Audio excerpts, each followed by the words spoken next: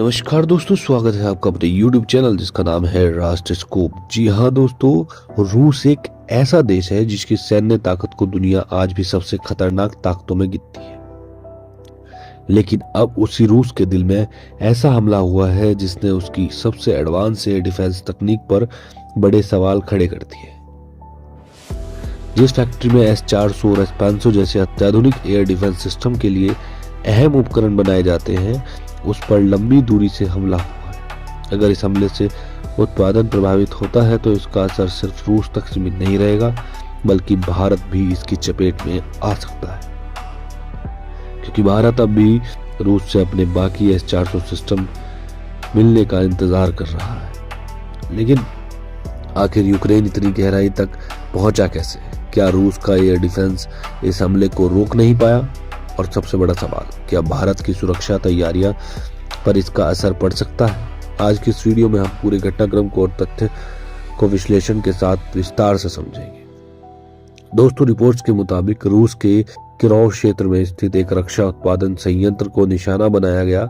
यह इलाका यूक्रेन की सीमा से लगभग 1250 किलोमीटर दूर है। इतनी दूर तक हमला होना अपने आप में बड़ी बात मानी जा रही है।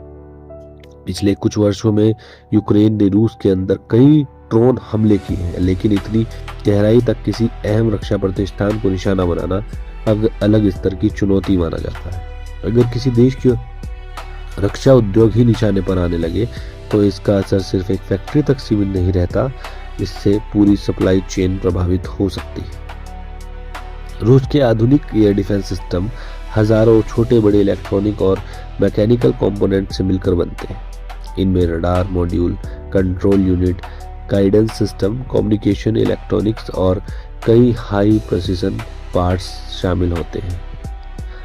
इसी वजह से ऐसे उत्पादन संयंत्र रूस की रक्षा क्षमता की रीढ़ माने जाते हैं। अगर किसी ऐसे प्लांट की उत्पादन क्षमता प्रभावित होती है तो नए सिस्टम तैयार करने की गति धीमी पड़ सकती है। हालांकि वास्तविक नुकसान कितना हुआ है, इसकी आधिकारिक और स्वतंत्र पुष्टि अभी भी सीमित है। कई रिपोर्टों में दावा किया जा रहा है कि इस ऑपरेशन में लंबी दूरी के हथियारों का इस्तेमाल हुआ है। कुछ स्रोत इसे क्रूज मिसाइल से जोड़ रहे हैं, जबकि अलग अलग रिपोर्टों में अलग अलग दावे भी सामने आए हैं। यही वजह है कि इस हमले की तकनीकी पहलुओं पर अभी भी पूरी स्पष्टता नहीं है। लेकिन इतना जरूर साफ है कि यूक्रेन लगातार अपनी लॉन्ग रेंज स्ट्राइक क्षमता बढ़ाने की कोशिश कर रहा है। इसका मकसद अब केवल सीमा के पास हमला करना नहीं, बल्कि रूस के सैन्य उद्योग और लॉजिस्टिक्स नेटवर्क को भी निशाना बनाना है। दोस्तों, यही सबसे बड़ा भ्रम फैलाया जा रहा है कि कई लोग कह रहे हैं कि अगर हमला सफल हुआ तो इसका मतलब S-400 पूरी तरह फेल हो गया, लेकिन ऐसा निष्कर्ष निकालना सही नहीं होगा। कोई भी एयर डिफेंस सिस्टम दुनिया में 100% अभेद्य नहीं होता। अगर बड़ी संख्या में ड्रोन, निकाय, इलेक्ट्रॉनिक वॉरफेयर और अलग अलग दिशाओं से आने वाले हथियार एक साथ इस्तेमाल किए जाएं तो किसी भी रक्षा प्रणाली पर दबाव बढ़ सकता है। इसलिए किसी एक सफल हमले के आधार पर पूरे सिस्टम को असफल घोषित करना तकनीकी रूप से सही नहीं है। अब आते हैं सबसे महत्वपूर्ण सवाल पर। भारत ने रूस से 5 S-400 एयर डिफेंस सिस्टम खरीदे। इनमें से कुछ भारत को मिल चुके हैं, जबकि बाकी की डिलीवरी अभी जारी है। रूस पहले ही युद्ध, अंतर्राष्ट्रीय प्रतिबंधों और उत्पादन संबंधी चुनौतियों के कारण देरी का सामना कर रहा है। अगर इस हमले में रक्षा उत्पादन प्रभावित हुआ है तो भविष्य में डिलीवरी की गति पर असर पड़ सकता है। हालांकि यह भी संभव है कि रूस के पास पहले से बने महत्वपूर्ण पुर्जों का पर्याप्त स्टॉक हो, जिससे कुछ समय तक उत्पादन चलता रहे। इसलिए फिलहाल यह कहना जल्दबाजी होगी कि भारत की डिलीवरी कितनी प्रभावित होगी।